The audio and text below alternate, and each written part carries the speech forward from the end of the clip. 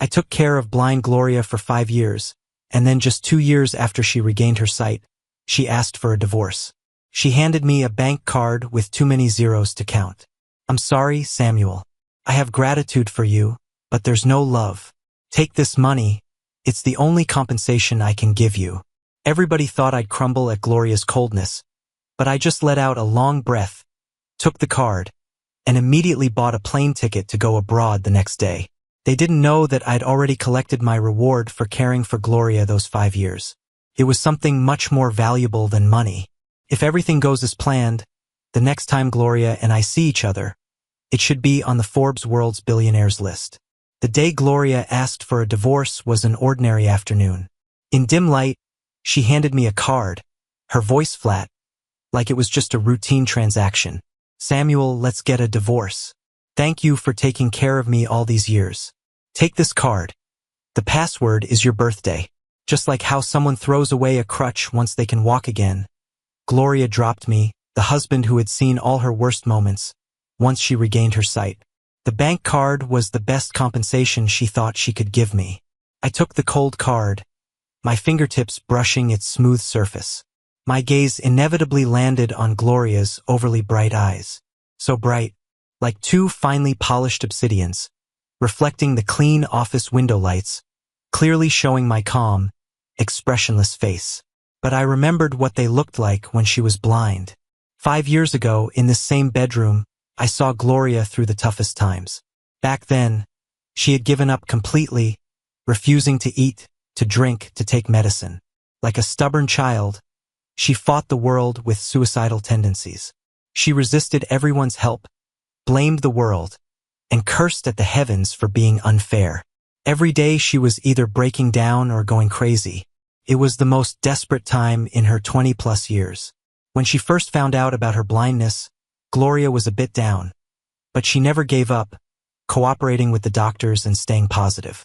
But no matter how hard she tried, within just 3 months, her uncle had taken her company's reins with the family's backing.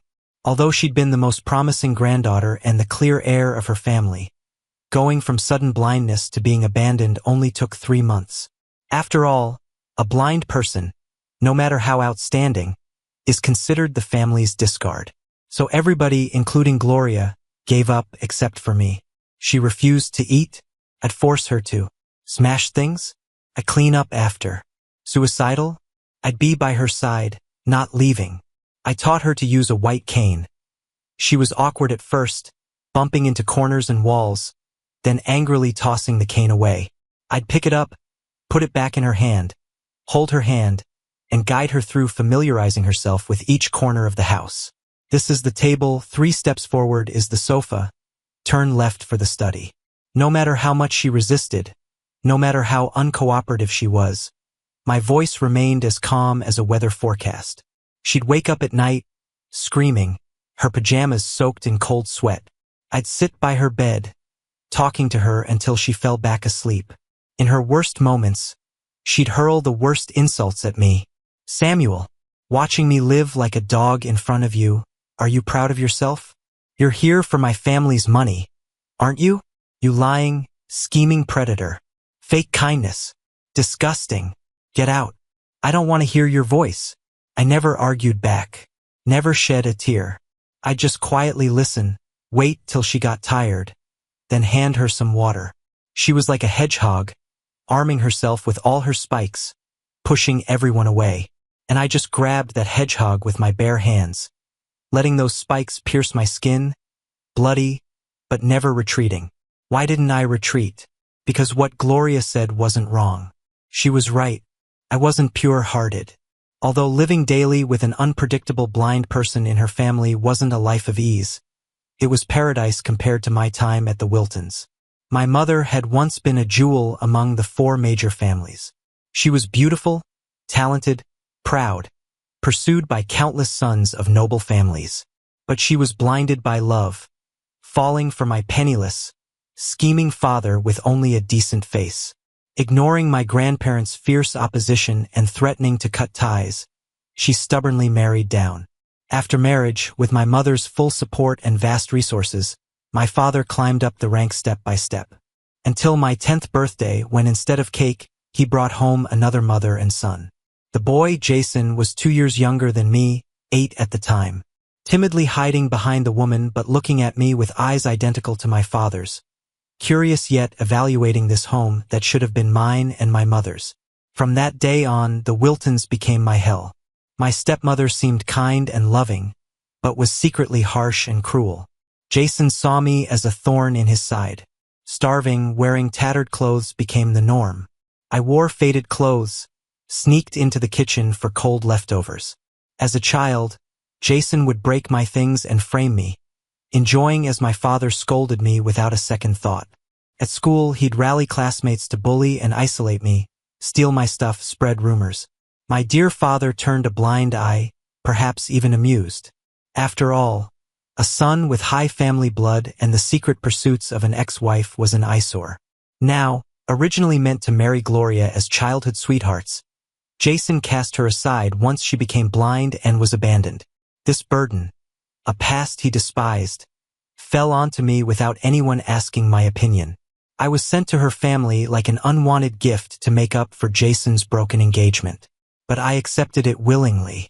In the place I once called home, I lived like a gutter rat, miserable and hopeless. In her family, everyone belittled and ignored me, but no one targeted or harmed me. So, compared to the daily hell at the Wiltons, Gloria's harsh words were nothing. Besides, there was something here I wanted. Gloria didn't torture me for long. That first winter I was with her, invitations for their family's annual gala went out to all the elite. Only Gloria, once the brightest star, was left out. More brutal news kept coming. Her parents, who once took pride in her, now saw her as nothing but cast away. They were actively planning to have another child. A healthy one to inherit the family business and carry on the family name. That day, Gloria somehow heard the news and tried to take her own life with pills. She was rushed to the hospital and fought for life for 3 days. When she finally came to, she refused to take her meds or eat. Whenever I approached with her medication, she'd sweep it right out of my hand with force. The ceramic shattered everywhere, and the meds spilled all over the floor. "Get out! Just get out!" She screamed hysterically, waving her arms wildly and falling heavily to the ground, overwhelmed. I just stood there watching, not moving to help her. Instead, I squatted to clean up the mess. My silence only seemed to infuriate her more. She lifted her head sharply, her voice hoarse and filled with venom. "Did you know this all along? Watching me get dumped by my parents like useless trash. Did you laugh inside? Did you think I deserved it? Samuel, speak." She pounded her fists against the cold floor, making a dull sound. "You're so good at pretending. Why aren't you saying anything now? Or maybe you don't even bother acting for me anymore." I paused, looking up to meet her pained gaze, blurry but full of agony. The shards of glass caught what little winter sunlight came through the window, flickering weakly, like her pride teetering on the edge of breaking apart. I knew this was the most vulnerable yet potentially resilient moment for Gloria. She could either fall apart completely or bounce back stronger than ever. "Laugh?"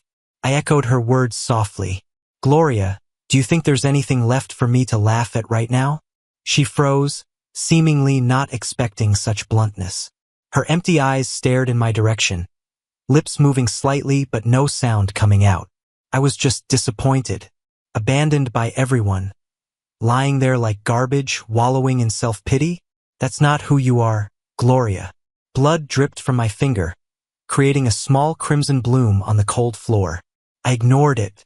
"I'm here for you, not out of pity or to laugh at you. I'm here because I saw you at your best. 3 years ago, you were the youngest speaker at the Global Financial Summit. You stood on stage, confident, poised, guiding with humor and intelligence.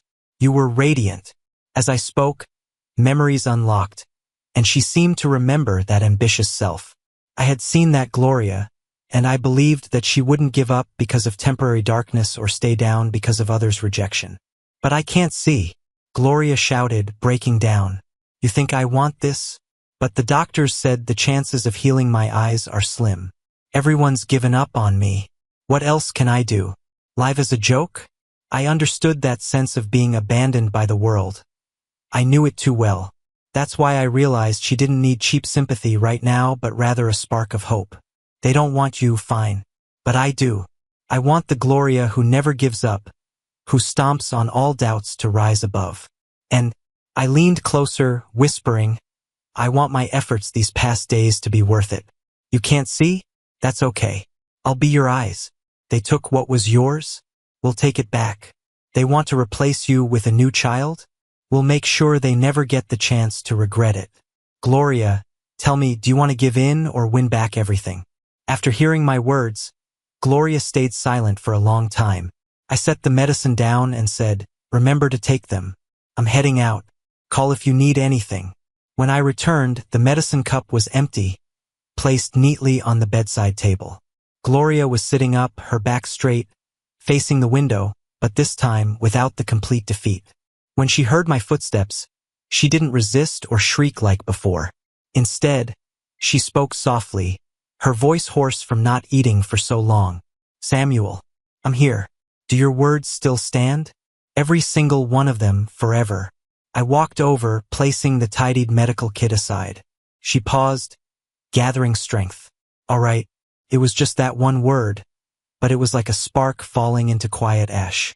From that day, Gloria changed.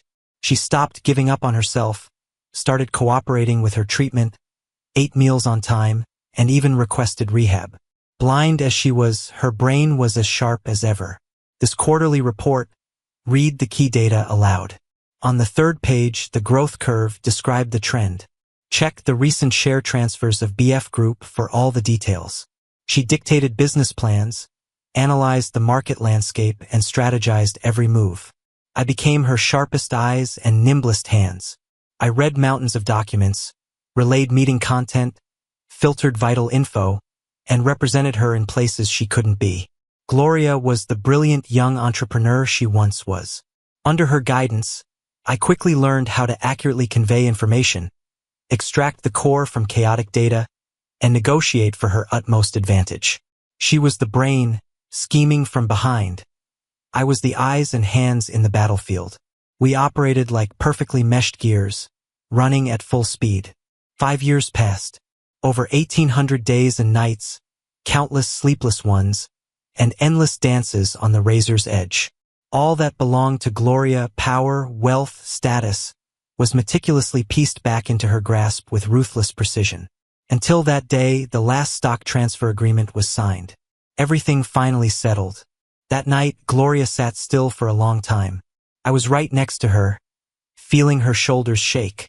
It wasn't despair. It was an overwhelming joy and excitement she couldn't contain. She suddenly grabbed my hand hard. It was so strong, her knuckles turned white. We won.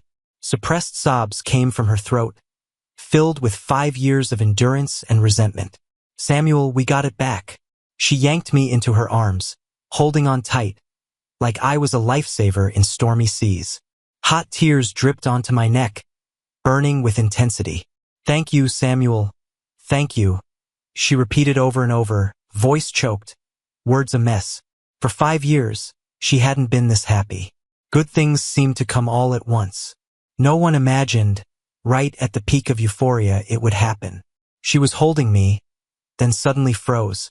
Sunlight burst through the clouds outside the window, landing on her face. She let go of me fast, raising her hand in disbelief to her eyes. Light? She murmured. Then, slowly, ever so slowly, she turned her gaze to me. Her eyes, unfocused for 5 years, caught my outline, and her pupils dilated sharply. The chaos and emptiness faded visibly. Bit by bit, she got her sparkle back, her eyes clearly reflecting my stunned face. Time seemed to freeze at that moment. When no one expected it, a miracle happened. Gloria could see again. Doctors said the bleeding in her brain, which surgery couldn't fix, had naturally cleared over time. No scientific reason, just a miracle. Overnight, Gloria was back to normal. The news of Gloria's recovery spread like wildfire. Along with her company's comeback to being the top player in the tech industry, it swept across the city. In those 5 years, Gloria's parents failed to have another child. Her uncle, who took charge, didn't achieve much. The Smiths still couldn't find someone as great as Gloria used to be. Now Gloria was back. In just half a month, the once empty mansion bustled again with people. In the living room, there was laughter and toasts. Those who avoided her were now all smiles and congratulations. Gloria is truly blessed. I always said, how could someone like her stay down forever? Double happiness, double happiness. Gloria was surrounded by people. She handled it all with ease, but kept glancing my way. Finally, she found a break, made her way through the crowd, and came right to me. Everything went quiet as she told everyone how grateful she was to me. She announced a big wedding at the end of the year, hoping everyone would come. If not for Samuel, I wouldn't be who I am now, she said. She offered me 10% of all her company shares. A staggering fortune, now that she had the company's backing. But I didn't feel as thrilled as others might have expected, because it was what I worked so hard for all these years. The air was full of fake compliments and cheap blessings.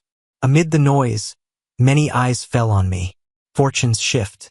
The Wiltons were under heavy investigation for not staying in line with local government policies, losing their power.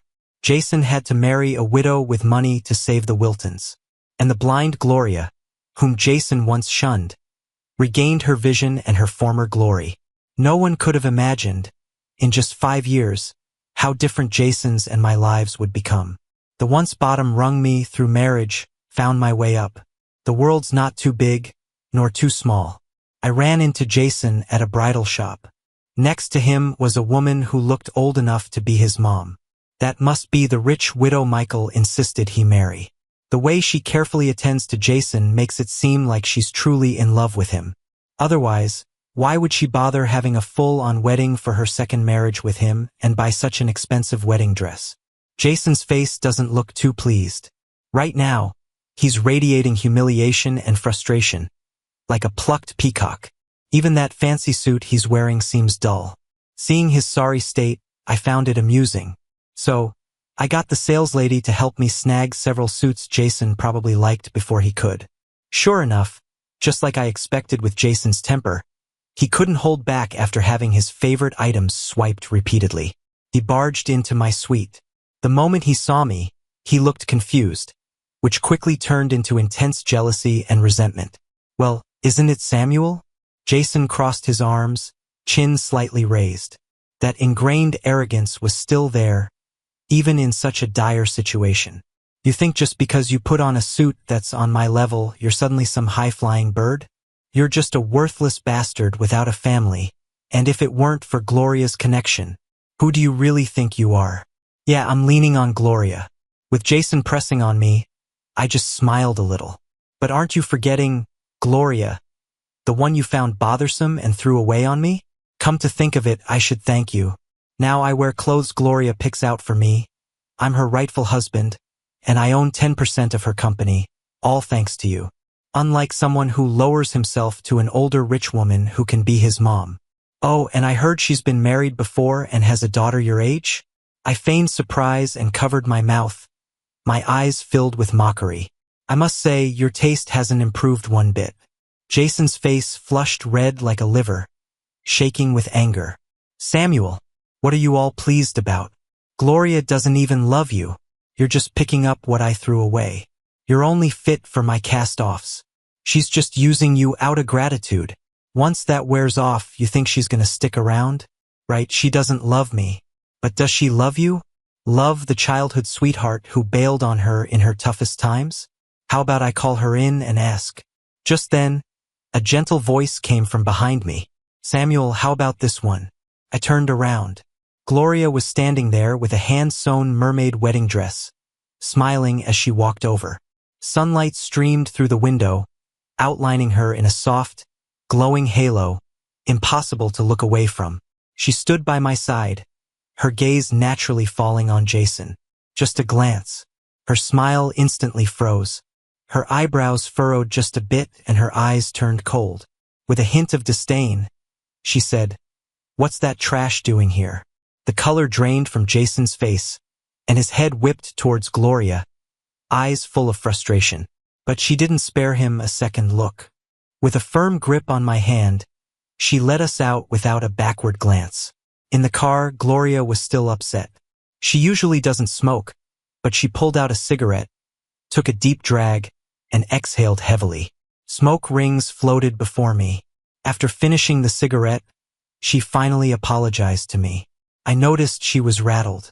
Gloria had seen plenty of people abandon her after she lost power, parents, relatives, friends, and yet she always stayed composed, didn't put people on the spot. When I asked her, she would simply say that's just how the world works. Human nature, plain and simple. Some things are best kept to yourself. But with Jason, her poise slipped. Seeing them interact, I should have been happy knowing their past. But now, I understood Gloria better than even herself. She can't let go of Jason, her childhood love, her first romance. If it weren't for that one incident, they'd be together for life. Even knowing who Jason really is, his shameless nature, that he's just second-rate, she can't let him go.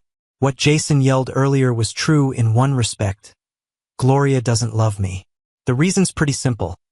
After 5 years of having each other's backs, Gloria and I just have this deep bond. Not that heart-pounding love fueled by hormones. Love might turn into something like family, but family vibes don't really flip into romantic love. I take a deep breath, looking at Gloria's handsome face in front of me. Is love really that big of a deal anyway, especially when it's something I've never truly had? She can't quite let go of Jason, but her pride won't make her do anything crazy. They're over, and that's enough. Back then, I thought I had everything under control.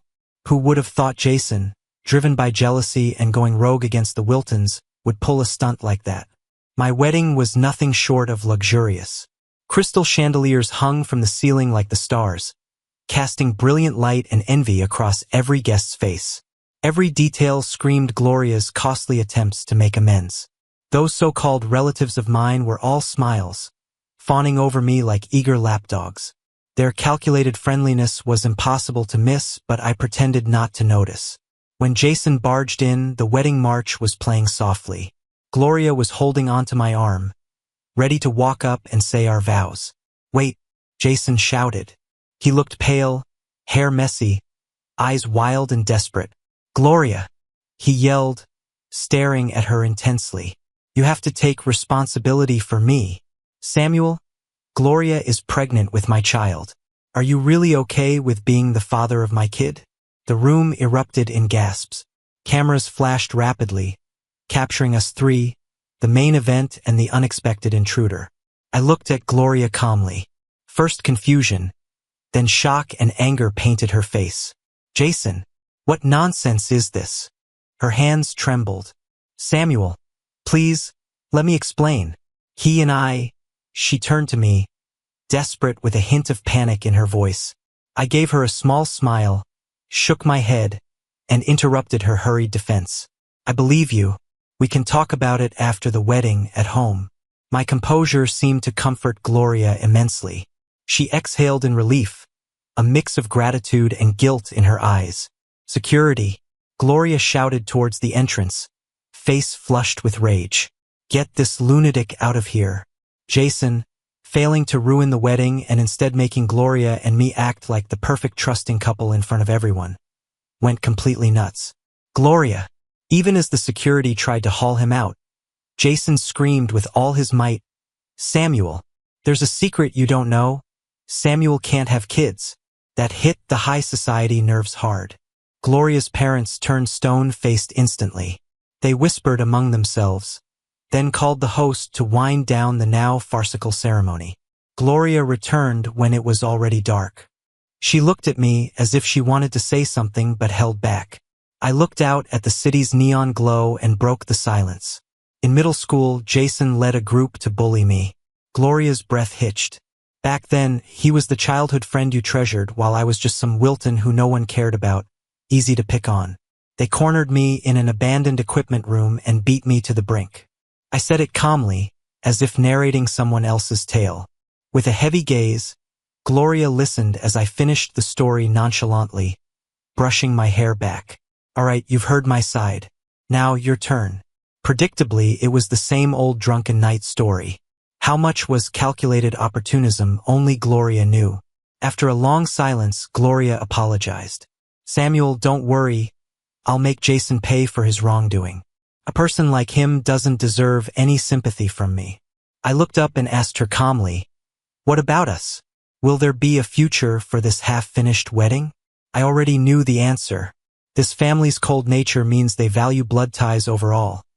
Yet they're ruthless enough to cast out even their own if they lose value. So, I know my place as an outsider. I put a finger to Gloria's lips. No need to say more. She tapped her fingers on the table and sighed through the smoke. Samuel, why didn't you tell me sooner? Leaning back, I chuckled lightly. What would have changed if I had? This position was never truly mine. Telling you wouldn't change a thing. Would you throw away the family inheritance you fought so hard to win back? Just for me? Silence hung in the air, only broken by the clock ticking.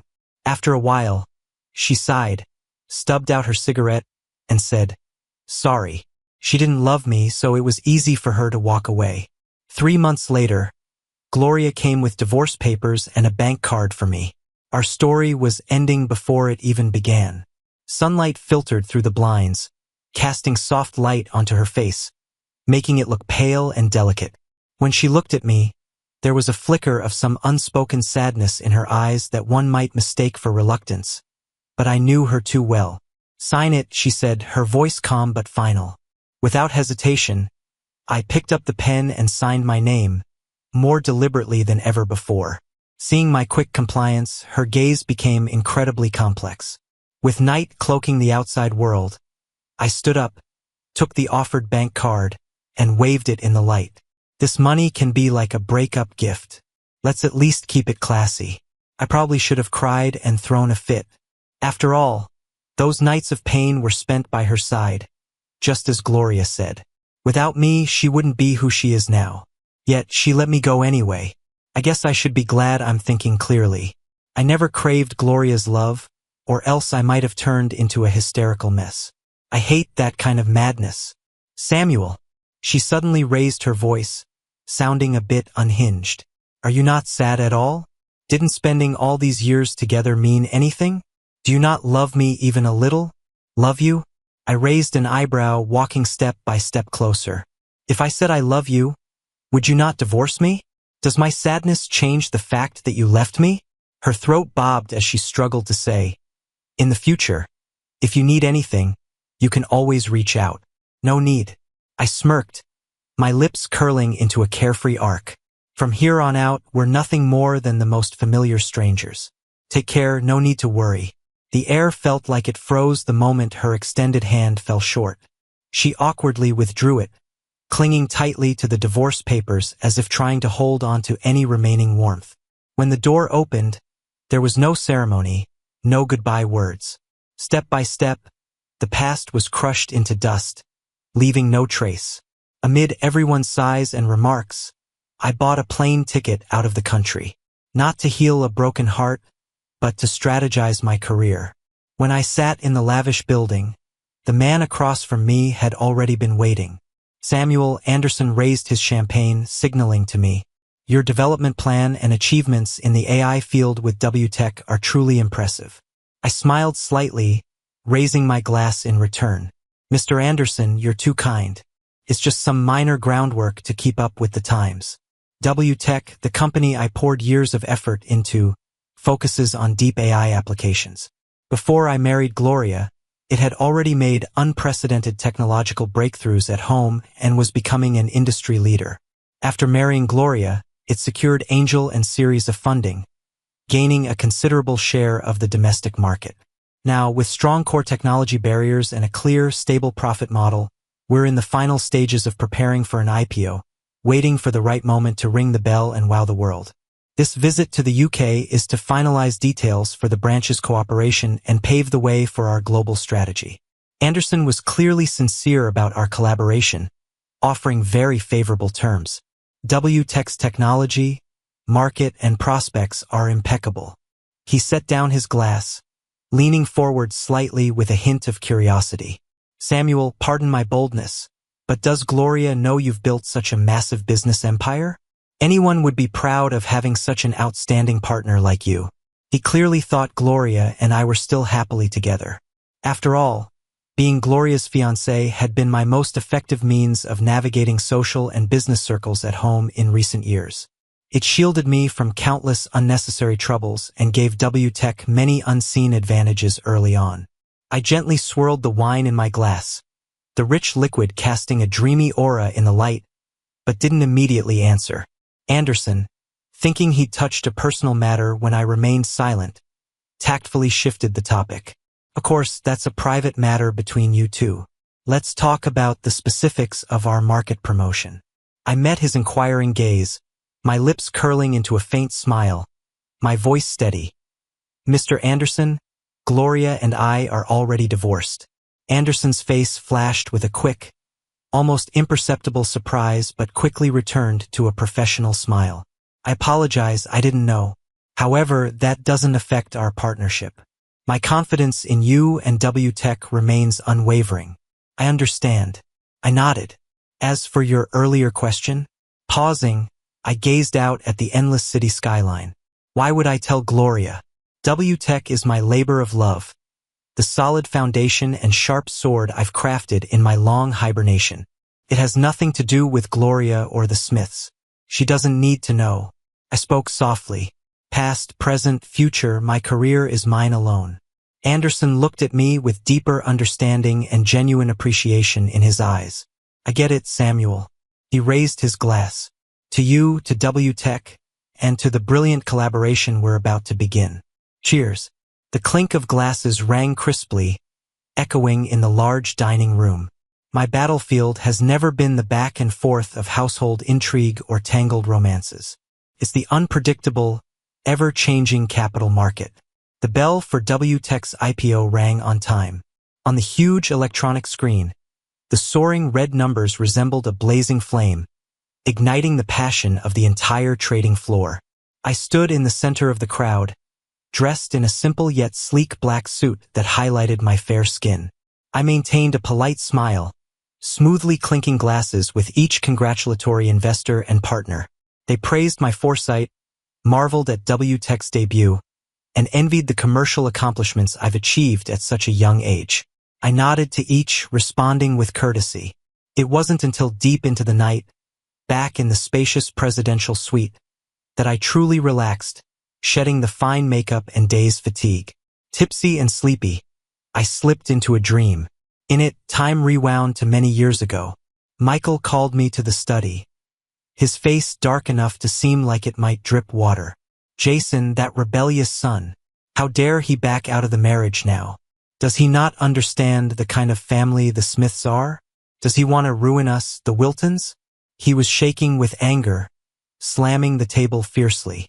What was once a highly sought engagement was now a hot potato, neither to be discarded nor satisfactorily managed. I lowered my eyes, expressionless.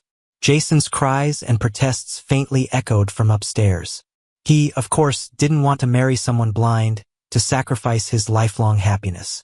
Samuel, Michael suddenly turned to me, eyes filled with calculation and a do-or-die resolve. Your brother can't be counted on anymore. Now only you can save the Wiltons. I looked up, calm and steady. Replace Jason and marry Gloria? That's right. He seemed to grab onto a lifeline, saying that as long as anyone from our family was willing to marry Gloria, the deal was still on with the Smiths. He painted a picture of a bright future, his tone full of persuasion. I knew exactly what he was planning. I was the insignificant son in his eyes, a pawn to secure the Wiltons' wealth and the alliance with the Smiths. If Gloria hadn't suddenly gone blind, no way would this marriage have been offered to me. I didn't agree right away, nor did I refuse. I just asked plainly, Gloria, how is she doing now? Michael was taken aback for a second. Then he waved his hand impatiently. What do you think?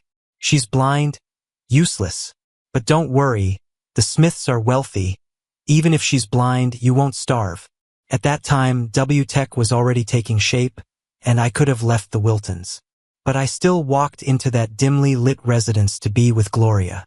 I comforted and encouraged her, cared for her day after day, read to her, described the scenes outside the window, and accompanied her through tedious rehab.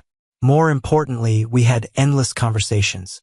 From analyzing business cases to discussing the complexities of human nature and the strategies of power dynamics. She couldn't see, but her senses sharpened, and her thoughts became clearer. She was once a business prodigy, and despite being down, her insight and acumen were still impressive. This merger failed because they ignored the cash flow traps, she said. This startup seems to have high technical barriers, but the founding team lacks management experience. They won't get far. To tap into this market, don't just look at profits. Consider user retention. During those late-night discussions, every judgment and analysis she shared opened doors to the core halls of the business world for me. I absorbed her inadvertently spilled wisdom like a sponge. At every critical juncture of WTech, behind each strategic shift, there were traces of what I learned from her. She was my greatest teacher, though she probably never knew it. Without those 5 years by Gloria's side, without the top-tier resources and information I accessed with the title of her fiancé, WTech could never have become the giant it is today in such a short time. Gloria and I, we're the same. We both can do whatever it takes to be on top. So I didn't blame her for letting go so easily. It's just human nature. The alarm jolted me out of my layered dreams. Morning light slipped through the curtains, casting a soft glow in the room. I rubbed my temples, a bit of a headache, and walked to the window, drawing back the heavy curtains. The sunrise pierced through the clouds, spreading golden light over the city. The scenes from the dream were still vivid. I took a sip of water, looking at the reflection of my clear eyes in the mirror.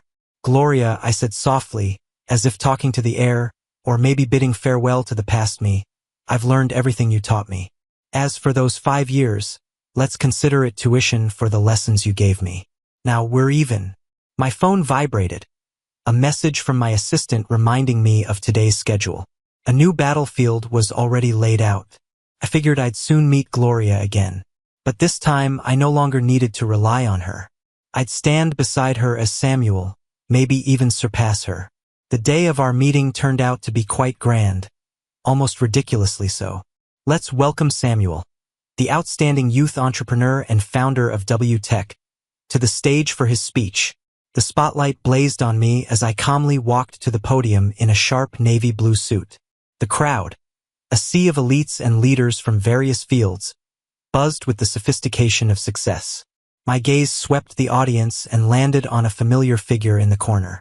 Gloria, wearing a costly custom outfit, she couldn't hide the tiredness in her eyes, the dark circles revealing her recent struggles. When her eyes met mine on the stage, I saw her pupils shrink. Her whole body seemed pinned to her seat. She must have thought she was dreaming. My speech was brief but powerful, drawing waves of applause. I left the stage composed, accepting water from my assistant, smiling politely while chatting with industry giants who approached me. Occasionally, out of the corner of my eye, I noticed Gloria weaving through the crowd, asking people familiar with me something.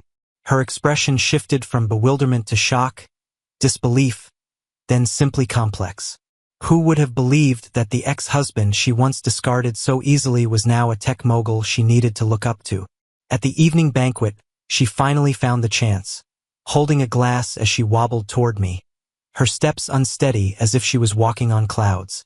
Samuel, she said, her voice rough. I turned around and looked at her calmly, a distant smile playing on my lips. Gloria, how have you been? She stared at me intensely, like she was trying to bore a hole through my face. WTech, was that you? Yeah. I nodded, not bothering to explain. Her chest heaved a few times. You kept it from me? Kept it from you? I felt like I just heard a huge joke. Gloria, we're divorced now. My career has nothing to do with you. But we were married for so many years. She almost lost it, drawing curious stares from around us. That's why I took care of you for 5 years. I swirled the wine in my glass, my voice calm and steady. We owe each other nothing. She stumbled a bit, her face as white as a sheet.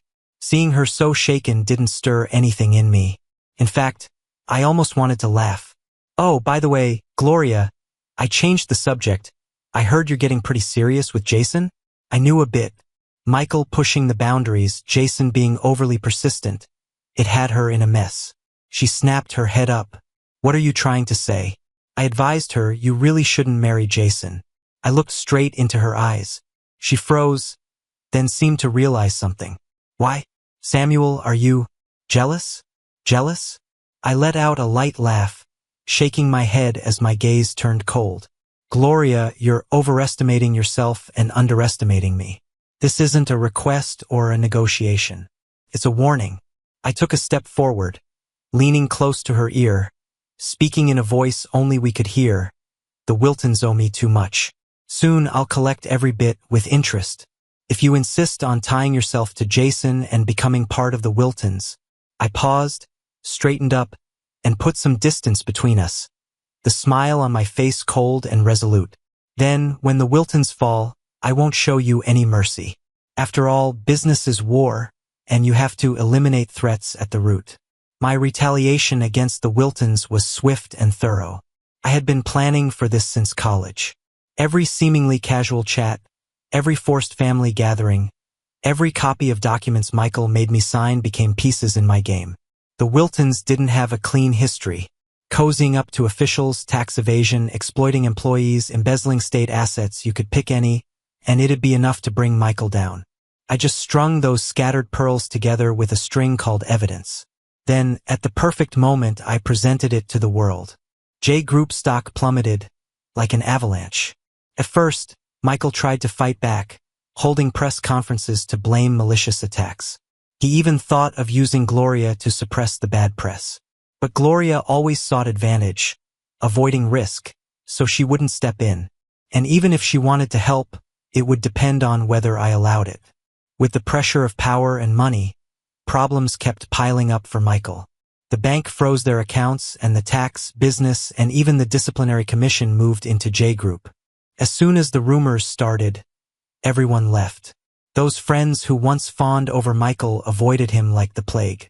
Under my precise attacks, the Wiltons' battered ship lasted just 4 months. News of their bankruptcy made the financial headlines. Michael and his wife were officially arrested for multiple financial crimes. On the day of the sentence, the courthouse was packed with reporters.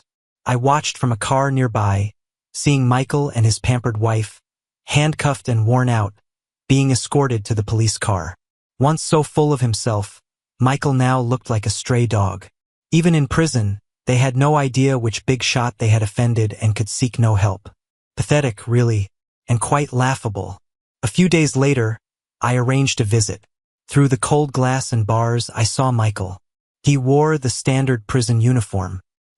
His hair was more gray than not, and his once sharp and arrogant eyes were now clouded.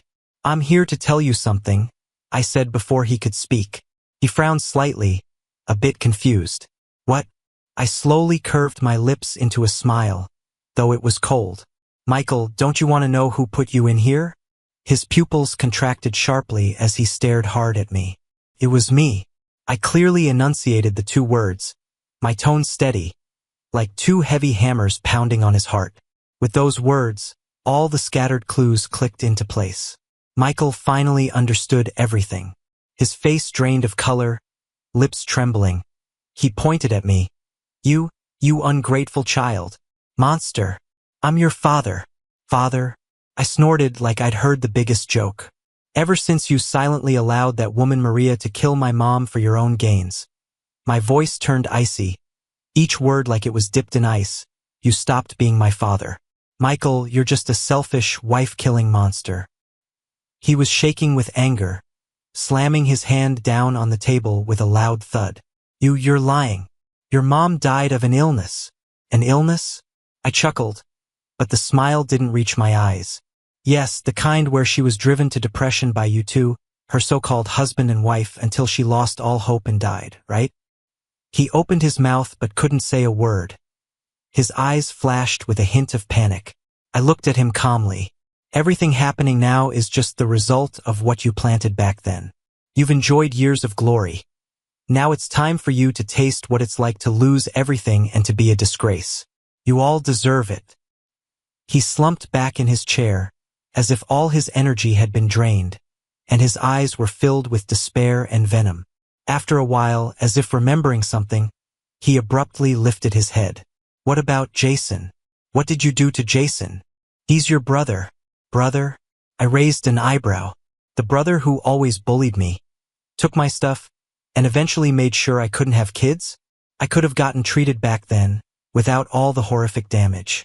What did you do to him? Michael's voice had an almost imperceptible quiver. It was his last hope. If Jason was outside, maybe he could still get out. Jason? I deliberately drew out the name. Remember back in college when he drove a girl to her death?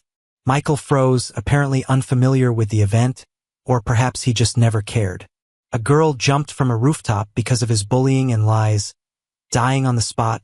I stated plainly, with a chill in my voice.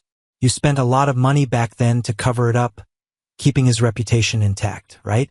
Michael went pale, his lips moved, but nothing came out. I gave a small, mirthless smile. Don't worry, he's fine. I just did justice for that innocent girl.